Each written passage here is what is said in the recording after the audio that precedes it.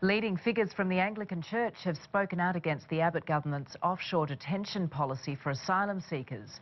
As Christians gathered across the country, the detention of children in particular was heavily criticised. On a day when Christians stopped to hear God's message, Anglican archbishops had their own, and it was aimed at the Prime Minister. You stop and think that over 1,000 children are behind razor wire in Australia today.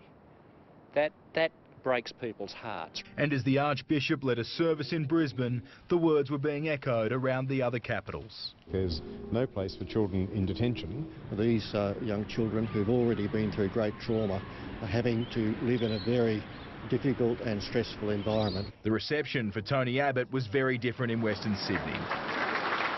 Greeted as an old friend, Happy Easter to everyone. The Prime Minister read from the letter of St Paul, "In you shall all the nations be blessed."